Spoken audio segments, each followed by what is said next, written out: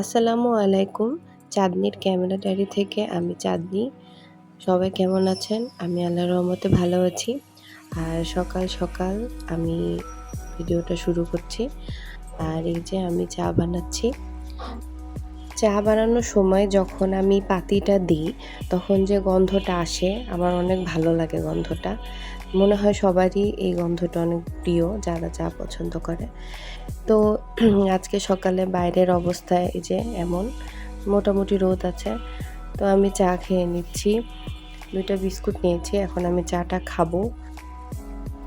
আর আজকে আমার একটু ঠান্ডা লেগেছে। এজন্য হয়তোবা আমার গলা শুনে বুঝতে পারছেন। তো আজকে একটু তাড়াতাড়ি রান্নাবান্না করব। এইজন্য চা খেয়ে রান্না করতে চলে যাব। আর বেশ কিছু রান্না একসাথে করব এই কারণে। তো আমি রান্নাবান্না করার জন্য চলে আসছি। এখন আমি আজকে ব্রয়লার মুরগি রান্না করব। মুরগিটা রান্না করার আগে আমি একটু ভেজে নিয়েছি। খুব কড়া করে না, অল্প করে ভেজে নিয়েছি। তারপরে নরমালি আমরা যে মসল্লাটা দিই সেভাবেই একটু ঝাল বেশি দিয়ে আরকি রান্না করব। আর এদিকে চুলাতে একটু আমি তান্দুরি বানাচ্ছিলাম, তান্দুরি চিকেন। তো আমি এই সাইডে দিয়ে দিয়েছি ফ্রাই প্যানে। এটা আস্তে, আস্তে হবে। আর আমি মাঝে, মাঝে একটু উল্টায় দিচ্ছিলাম যাতে পুরোপুরি পুড়ে না যায়। যেহেতু আমি অল্প তেল দিয়েছিলাম এইজন্য। আর চুলাতে তো তান্দুরি চিকেন বানানো ওরকমভাবে আসলে হয় না। কয়লাতে বেশি ভালো হয়, কয়লার চুলাতে।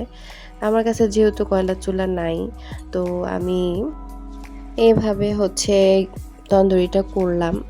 তো আপনারাও দেখে নিন যে কিভাবে আমি তান্দুরিটা করলাম। তো আমি ২ টা কয়লা ১ম এ ভালো করে ধুয়ে ওটা পুড়ালাম। জাস্ট আগুন হলো ওটা।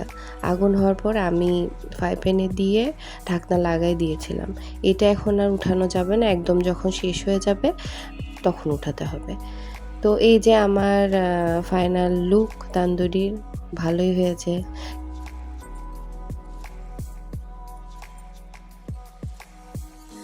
এখন আমি চিকেন দিয়ে সবজি দিয়ে একটা ভেজিটেবলের মতো তৈরি করব। এটা আসলে যেকোনো পিঠা, ঝাল পিঠা আরকি, অথবা রোল, সিঙ্গারা যেভাবে ইচ্ছা খাওয়া যায়। আবার এমনি এমনিও ভাত দিয়ে, পোলাও দিয়ে, পরোটা দিয়ে খাওয়া যায়।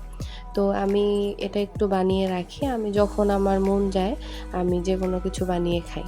তো আমি এটাই বানাবো আজকে। তো দেখুন আপনারা যে আমি কিভাবে বানাই।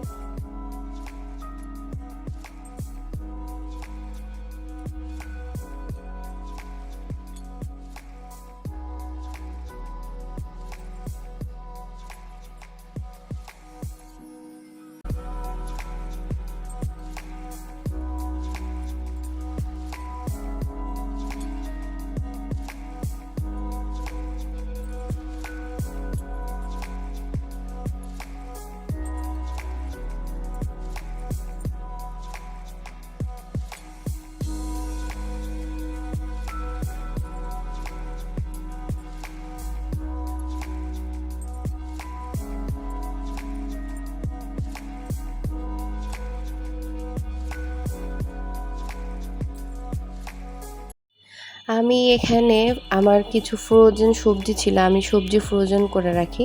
এর ভেতরে ক্যাপসিকাম আছে, পেঁয়াজের কলি আছে, বরবটি আছে, গাজর আছে, ফুলকপি আছে।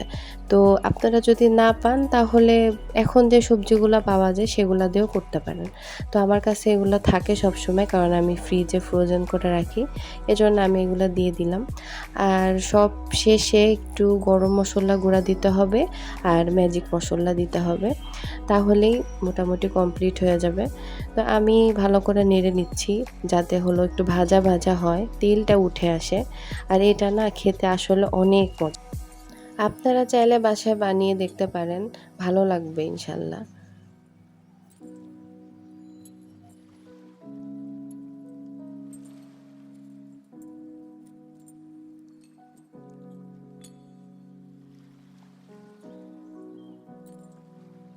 এই যে আমার ভেজিটেবলটা রেডি হয়ে গেছে, দেখেন দেখতে কত মজার হয়েছে, খেতেও অনেক মজা হয়েছে। আর আমি একটু ফ্রাইড রাইস করেছিলাম। তো এটা আমি আমার নিজের মতো করে করেছি। এটা আসলে ভিডিও করি নাই, অন্য কোনো দিন হয়তো করব। আর সাথে আমি একটু এটা হচ্ছে গরুর বিফ আমি এটাকে হচ্ছে ব্লেন্ডারে দিয়ে জাস্ট একদম গ্রেট করে নিয়েছি। নিয়ে এখন এটা দিয়ে জাস্ট আমি টিকিয়ার মতো বানাবো। হ্যাঁ, এটা বেশি ঝাল দিলে বেশি ঝাল দিয়ে আমি একটু অল্প ঝাল দিয়েই করেছি যে আমার বাচ্চাটা হয়তো যাতে খায় এইজন্য। তো বেশি কিছু লাগে না। এখানে আমি একটু ডিম দিছি। একটা ডিম পুরাটাও দেই নাই যেহেতু আমার মাংসটা কম ছিল। যদি মাংস বেশি থাকে তাহলে আপনারা একটা পুরা ডিমটা দিবেন বা যে যতটুকুন লাগে। আমি একটু কর্নফ্লাওয়ার এখন দিয়েছি। দিয়ে জাস্ট এটাকে মাখবো। মেখে এটা আপনাদের মনের মতো শেপ করবেন। গোল করতে পারেন, লম্বা করতে পারেন।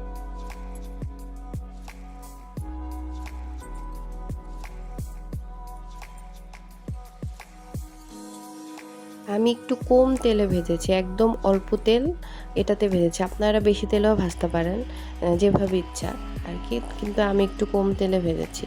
আসলে আজকে রান্নাবান্না করতে অনেক সময় চলে গেছে, তাই অন্য কোনো ভিডিও করতে পারিনি। তো আজকে এই পর্যন্তই। সবাই ভালো থাকবেন। আল্লাহ হাফেজ।